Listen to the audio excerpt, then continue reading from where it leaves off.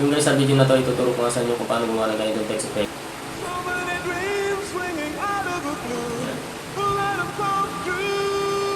Yan guys.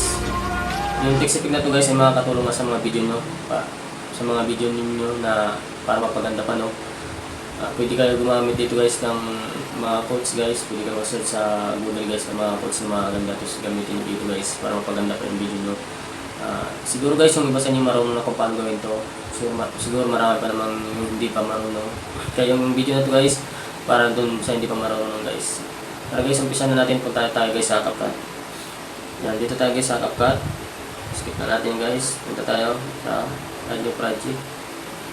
Kasi add lang natin to guys na video na gagawin natin, no? Yan. Tapos kung may sound guys yung video nyo, tanggalin nyo ng video yung sound. Yan. Kasi lalagyan nga natin ng sound dyan mamaya. Tapos sinsa lagay sa boses, kumisipon ako. Tapos ano na tayo guys dito, text na guys. Yan. Yan. Tapos gamitan natin guys ng font para medyo gumanda yung text natin guys. Yan. Tapos isum lang natin guys ng konti para medyo lumaki siya, no? Yan. Okay. Tignan natin na yung compress para medyo kumikli din. Text ulit. Yan guys. Yan. Taas natin ang konti guys. Yan. Compress ulit natin guys.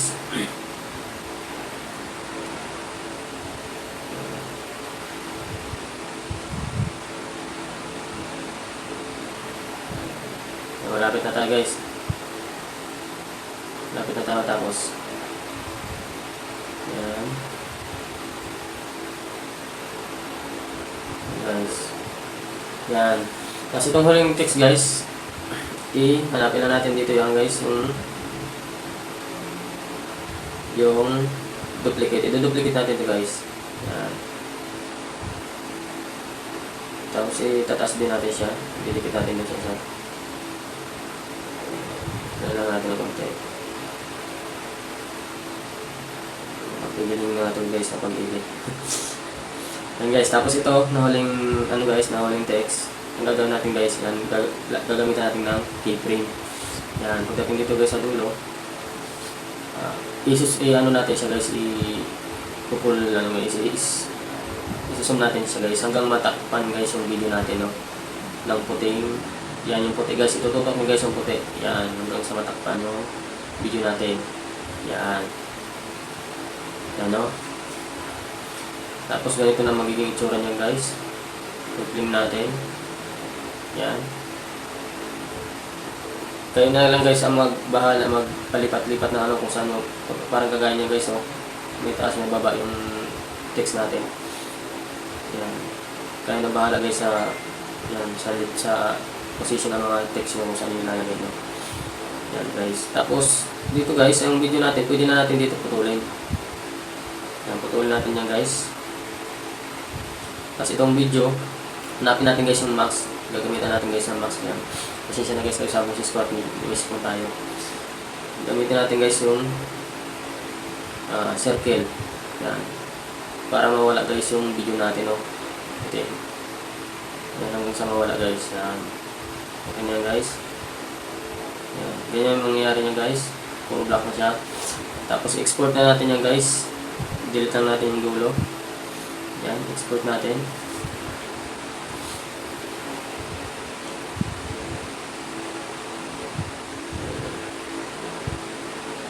Done.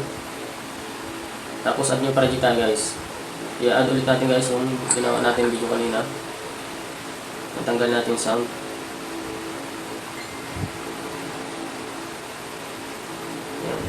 Tapos yung in-edit natin kanina guys, i-overlay natin dito. I-add overlay natin.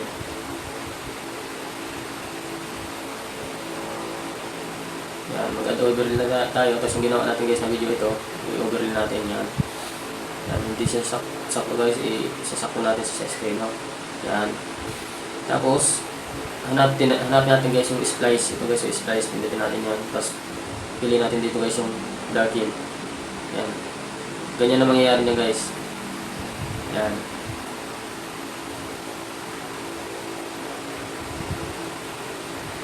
Yan. Guys. Kung mapapansin nyo guys, wala siyang sound, no? Kaya guys, hindi ko ginamitan guys ng sound dahil mas matatagalan tayo guys. Dahil tatiming natin guys yung text dun sa sound, no?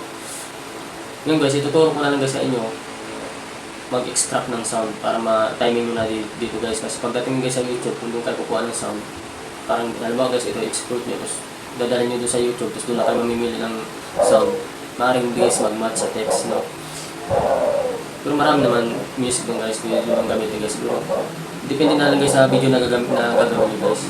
Ngayon guys, ito tuturuan ko kayo kung paano mag-extract ng music para dito pa lang guys maayos yun na yung video, no? Yan. Tapos mag-add overlay tayo. Mag-add overlay tayo ulit guys. Tapos hanapin natin guys yung video na may sound. Yan, ito guys. Yan. Drag lang natin guys hanggang doon sa dulo para pumantay siya. Tapos hanapin natin guys yung extract audio. Pasensya na ka guys, nagtatanggal na kaso dito. Ayun sa labas.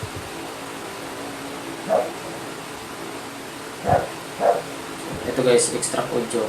Yan, pinutin natin extract audio. Yan. Pwede na natin guys i-delete yung pinuhanan natin ng audio, no? Pwede na natin i-delete yan. Yan, delete. Para hindi makaano sa video natin, makasira. Yan. Yung sound na guys. Yun lang guys, hindi siya yan. Yun lang guys, hindi siya timing sa text, no?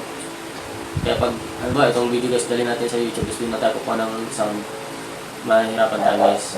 Kaya dito pa lang, ita-timing na natin, no? Yun lang guys, ganun lang guys ang paggawa ng text effect guys, no, sa video natin. Sana guys, nagustuhan yung video na to. Kung nakatulong sa guys sa inyo yung video na to, pa-like naman at pa-subscribe sa YouTube channel ko para makagawa pa ako ng maraming video guys na pagano. Maraming salamat guys sa panood, bye.